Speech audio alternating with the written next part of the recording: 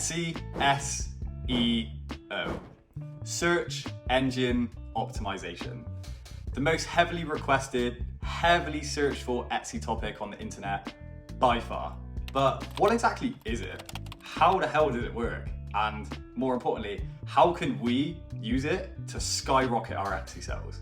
All right, what's up guys? I'm Alfie, owner of my own personal multi-six-figure Etsy shop, UK property developer and investor, online e-commerce retailer, and basically all things outside of the 9-to-5 grind. So in this video, I'm going to break down what are the two key pillars to Etsy SEO success. So both of which are going to be absolutely crucial to getting your listings to the top pages of Etsy and making hundreds, if not thousands of Etsy sales every month.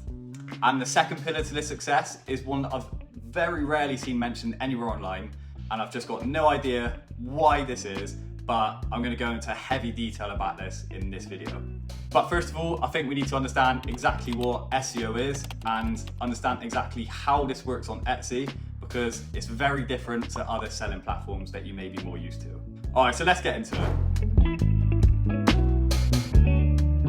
So I do want to just clarify something here. When we say Etsy SEO, this is actually just a combination of different factors in your listing that you need to get right as a bare minimum requirement just to allow your listing to be featured or to make your listing eligible to be featured on the top pages of Etsy.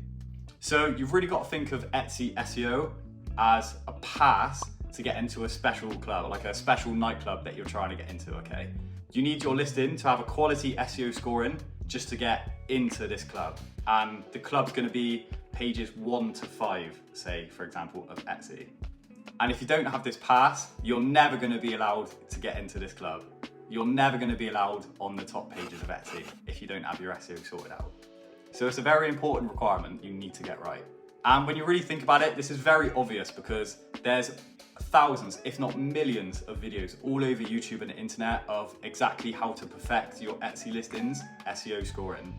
However, as we all know, there's very few sellers that ever get to make it to the top pages of Etsy. So then you've got to ask yourself, well, why is that? And the reason for that is going to be the second pillar of Etsy SEO success, which I'm going to go into heavy detail about later on. So Etsy SEO, this is essentially just a combination of all of the following factors of your Etsy listings. You've got your titles, tags, descriptions, attributes, and categories. So Etsy's going to be looking at keywords in all of these fields to determine your listing's relevancy to the exact keywords that potential customers are searching for on the Etsy platform. And in general, the closer the matches and the more keyword matches you have, the higher up the search rankings you're going to be. All right, so to maximize your listing's SEO score, you've got to prove to Etsy that you've done everything on that listing possible to match your listing and to match your listing's keywords with the keywords that your potential customers are searching for. And the keywords are going to be made up of 4 different categories. To state what item is, which is your main keyword, describe the item, which is your descriptive keyword. You're going to state what the item is used for, so this is your purpose keywords. And then specific to some items, this is going to be your item's gift category. All right, so take this listing for example. So you'd start off with your main keywords. Say, so this is quite clearly a holdall, a duffel, and bag. And then you'd move on to your descriptive keywords. So say this is personalized. You can maybe mention the different colors you've got. So black, brown, tan, sand, and then you could say something like waterproof. Vintage would be another keyword you can use, and then something about the material, so canvas or leather or whatever relevant material would be. These are all going to be your descriptive keywords that you use to describe the item. And you then move on to your purpose keywords. So this is, what's the item used for? What is the purpose of the item? So for this example, we can use something like men's bag, travel bag, flight bag, maybe weekend bag. So just anything that the item can be used for. And then I would definitely always advise, even if your item's not specifically a gift, to add some gift related keywords, because we know that 81% of shoppers on Etsy are actually searching for gifts, okay? So for example, for this item, it's not specifically made as a gift, but you could say men's gift, gift for him, Christmas gift, Father's Day gift, men's birthday gift, personalized gift, you know, anything like that. And then once you've got all of your different keywords listed, we can then start to incorporate them into titles, tags, and descriptions. So an example title for this would be personalized men's gift holdall travel bag, vintage brown waterproof men's bag for Father's Day gift. So although this may sound a little confusing to you and I, it's a great listing title because it covers a massive range of keywords that your customers are likely going to be searching for, and it just improves your potential to get high quality matches and rank higher. Okay, so moving on to your listings tags now. So you want to ask yourself, who's the item made for? What's the item for? Where's the item going to be used? When is the item going to be used? And why is the item going to be used? And you've also got to remember to use all 13 long tail keywords, so not one word keywords, long tail keywords in your tags. So some great example tags for this listing would be maybe men's travel bag, personalized gift for him, Father's Day gift, waterproof men's bag, travel bag for weekend, men's canvas bag, brown travel bag, Christmas gift for him, men's flight bag, personalized vintage bag, men's bag personalized, holdall weekend bag, and duffel flight bag for man. So sorry if that all sound a little bit boring, but it's very important to go through, and yeah, reading out all 13 tags, you have to do it. Just make sure you get them on there. All right, and then moving on to the last key factor, which is determined in the SEO scoring, and this is going to be your description. Although I must add, the product description is always going to fall underneath your title and your tags in terms of the quality of what that's going to add to your product SEO scoring. Okay, it's going to be the least valuable of the three. So in terms of SEO, your description needs to describe the purpose of the item, not just what the item is. So you've really got to start thinking more like a buyer and stop thinking like we do, the seller. So think, customers are actually predominantly searching on Etsy for a solution to something, not normally the specifics of an item. So rather than searching for something like walnut color holdall bag with AN personalized initial, Etsy shoppers would predominantly be typing in something that's a lot more like custom initial bag gift for him. So just make sure that your listings include as many of the keywords that we've listed earlier in terms of your title, your tags, and your description, and I think you'll be absolutely fine with this.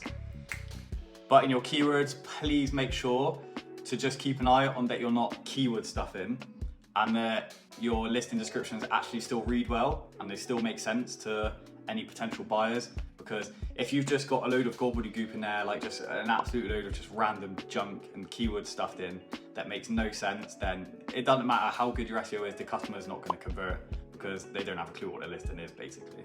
Okay, so now that you've got your listings perfectly set up to be qualified to rank well on Etsy, so pages 1 to 5, and remembering the analogy that I said earlier about this SEO part of the listing is just the pass to get into the club. Now we're going to talk about the second most important pillar of Etsy SEO success, which is going to determine whether you're simply just in the club or whether you get invited into the VIP lounge. So the VIP lounge is going to be page 1 of Etsy. And this key determining factor is going to be your listing's quality score. All right, so your listing's quality score is going to be determined by one super key factor. Very simple, and this is purely just going to be sales. Specifically, sales volume and velocity of your sales. So have you ever noticed that when one of your listings starts getting a lot of favorites, or you start making some sales on a specific listing, quite a lot of the time you get a snowball effect and you suddenly start getting loads more favorites and loads more sales on that specific listing? Well, this is very simply because Etsy sees this information, and because they see the increase of sales and the increase of positive interaction, they simply just assume, like that listing must be of great quality. So all we want to do as a selling platform is just provide our customers with the best quality listings possible that they're most likely to buy. So this is why Etsy then starts pushing your listing higher. So Etsy's basically just assuming that it's a fantastic listing because everybody's buying it. And this does make perfect sense, right? Because Etsy at the end of the day is just an online marketplace. And an online marketplace, their one driving factor is just to make sales. So if your listing is perfectly set up for SEO, you've hit all of the criteria that I mentioned in part 1 of this video, but you're still just lacking those sales, then this part is gonna absolutely take you up to that next level. And this is exactly what we need to do to hack the algorithm. And it's gonna be to start investing in Etsy ads. So unfortunately here, you are gonna have to dip your hand into your purse a little bit, and you're gonna have to spend a little bit of money to hopefully make a lot of money in the long term. So what you really need to do here is just consider advertising a few of your best items just to start getting some sales rolling in the hope that once the momentum starts to pick up, Etsy will see that your specific listing is getting sales, getting a lot of positive attraction. Meanwhile, you've already improved it for SEO scoring, and then that is just gonna shoot your listing right up the SEO rankings, and you'll be hitting page 1 in no time. So you really got to think that SEO and sales is a perfect two-way relationship, and they really need each other to work well. So like, as I said, one of them, your SEO scoring, is going to be the pass to get into the club, and then the other one, your sales and quality of the listing, is going to be the nod, the go-ahead to get into the VIP section of the club, which is page 1 on Etsy, where we all want to be. So even if this is just advertising maybe like 3 or 4 of your best listings at a very small budget of just $1 to $5 a day maybe. So to be honest, there's plenty of tutorials all over the internet showing you how to do Etsy advertising. But I mean, in a nutshell, it's pretty simple, and there's actually not much to it at all. So all you want to do is just head to some of the listings that you want to advertise and simply just turn the advertising on. Then once you go into the ad section, you'll be asked for a daily ad budget. So here you can set that to literally whatever you like. As I said, there's no real need to be spending loads of cash on it because you simply just don't need it. And a great thing about Etsy ads is that your budget is only actually used when somebody clicks on your listing. So this is a pretty good way to start building up traction and start getting that momentum rolling in. All right, so there you have it. Etsy SEO and quality scoring in an absolute nutshell. Follow these best practices and I'm absolutely sure that your sales will improve tenfold. But you've really got to just remember though that Etsy SEO, what everybody obsesses about, is literally only 50% of the battle.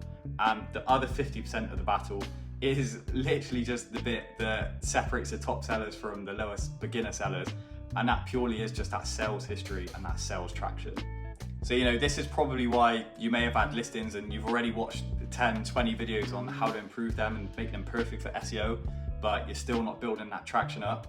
And this is purely just because you don't have that sales history, and you just need to start getting those sales rolling in and building up the momentum on the listings. So look, I really hope you got some good value from this video. And if you think there is value in what I'm saying, please don't be scared to hit the subscribe button to my channel.